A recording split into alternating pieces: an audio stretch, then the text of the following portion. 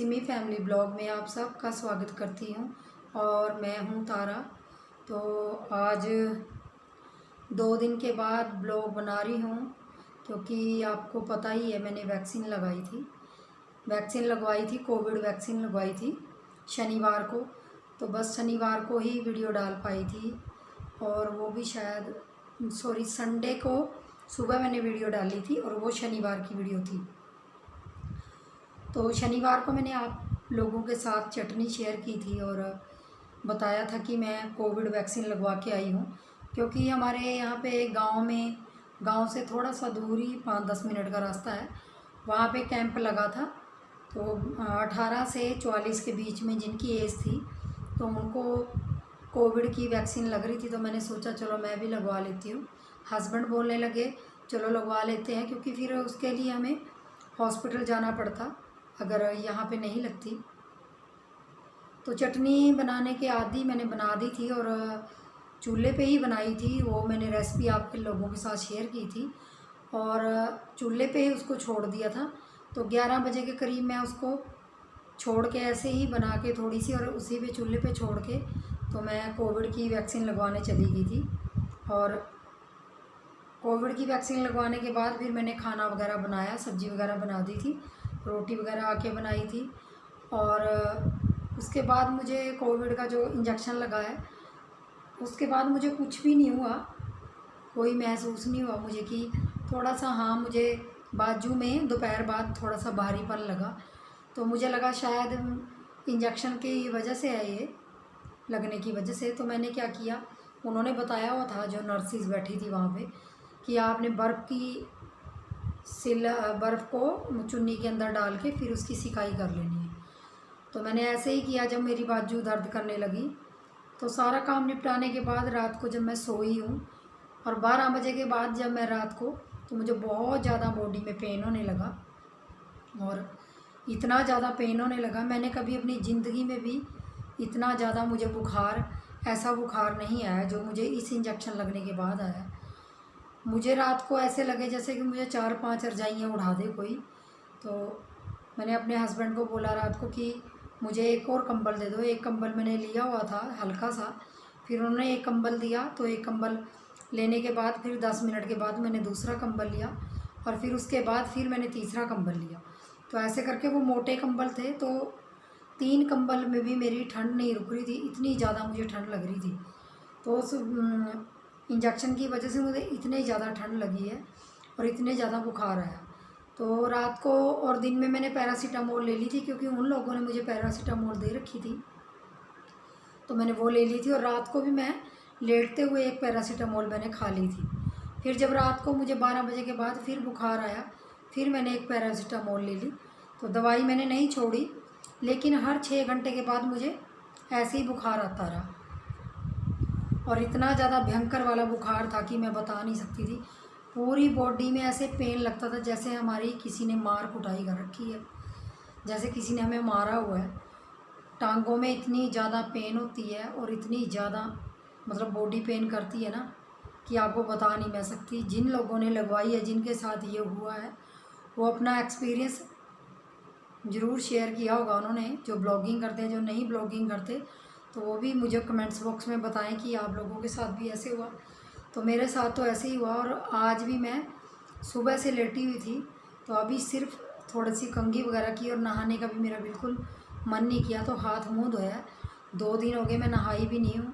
तो अजीब सी बात लगती है कि 2 दिन हो गए नहाई भी नहीं हूँ। तो लेकिन नहीं, क्या करें, हाथ मुँह धो लिया था अच्छी तरह, लेकिन नहा नहीं पाई थी।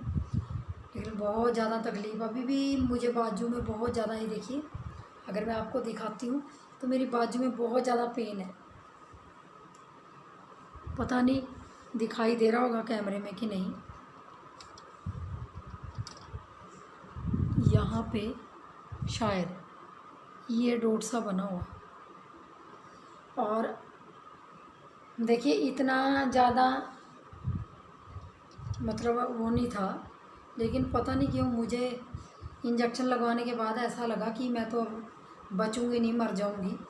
पता नहीं ऐसे लगा, क्योंकि तीसरा दिन हो गया आज मुझे। शनिवार, संडे, सोमवार है आज और 14 तारीख है शायद। 14 तारीख है, तो 3 दिन हो गए। 3 दिन से मुझे इतना बुखार आ रहा है और उसकी वजह से ही मैं कोई ब्लॉग शूट नहीं कर पाई। तो आप लोग सब जानते हैं कि जब आपका शरीर ठीक नहीं होता तो आपको मन ब्लॉगिंग तो दूर की बात है, घर का काम करने का भी नहीं करता। तो मैंने सोचा आज चलो आप लोगों के साथ बात कर लेती हूँ और आप लोगों को अपडेट दे देती हूँ कि मुझे बहुत ज़्यादा बुखार था, जिसकी वजह से मैंने ब्लॉग शूट नहीं किया। और जो नीटिंग की वीडियो थी एक ही एडिट कर पाई थी उसको, तो एक वो अपलोड कर दी थी। अब दूसरा पार्ट उसका अपलोड करूँगी, 1-2 दिन में करूँगी, जब तक पूरी तरह तबीयत ठीक नहीं हो जाती फिर करूँगी। और आप लोग भी बताइए, आप लोगों के साथ ऐसा हुआ है जब आपका कोविड इंजेक्शन लगा है। और कल मेरी सासू माँ का फ़ोन आया था। 4-5 दिन के बाद वो फ़ोन कर लेते हैं मुझे, मैं भी कर लेती हूँ, लेकिन जब मैं बीमार होती हूँ मैं बहुत कम फ़ोन करती हूँ सबको, रिश्तेदार जिसको भी, क्योंकि देखिए पहले से ही कोई परेशान होता है उसको और परेशान कर दो, तो ये ज़िंदगी की सुख दुख तो लगा ही रहता है। तो उन्होंने मुझे बताया, मुझे नहीं पता था इन चीज़ों का, लेकिन देखिए कोई बड़ा बताता है तो और अच्छी बात पता चलती है हमें। तो उन्होंने बताया कि अगर आपने इंजेक्शन लगवाया था तो आपने ठंडी चीज़ें खानी थी। तो मुझे इस चीज़ का पता नहीं था, गर्म तो मैंने नहीं खाई, नॉर्मल रोटी खाई है। तो उन्होंने मुझे बताया कि आप दही वगैरह नाश्ते में लेते, लस्सी वगैरह पीते, और जो लोग जानते होंगे बेल का जूस, मतलब बिल का जूस होता है, जो पके हुए बिल का जूस होता है वो लीजिए, जूस लीजिए, दलिया वगैरह, दाल वगैरह जो भी है, लिक्विड चीज़ें ज़्यादा लीजिए और ठंडी चीज़ें लीजिए।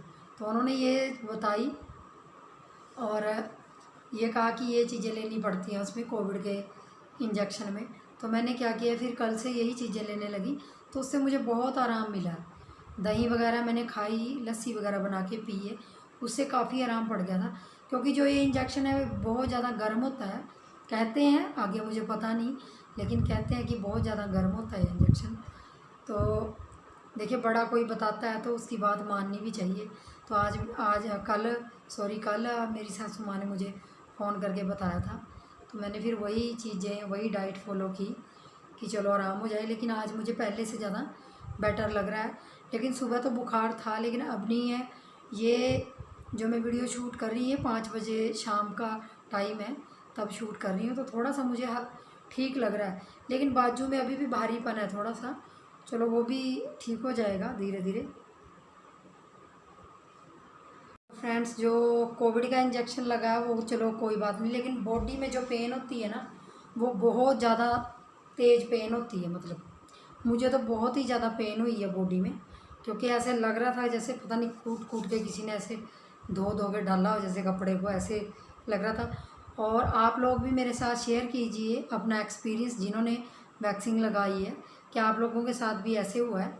और आपको लास्ट में बस ब्लॉगिंग की एंडिंग करूँगी अब, और एक ही बात कहूँगी कि अगर हमें ज़िंदगी अच्छी तरीके से, मतलब आसानी से जीनी है, तो कहते हैं, मैंने पढ़ा भी है कहीं, कि अपना दुख की 2 चीज़ें गिनना बंद कर दीजिए, तो जिसकी वजह से ज़िंदगी आसानी से कट जाती है।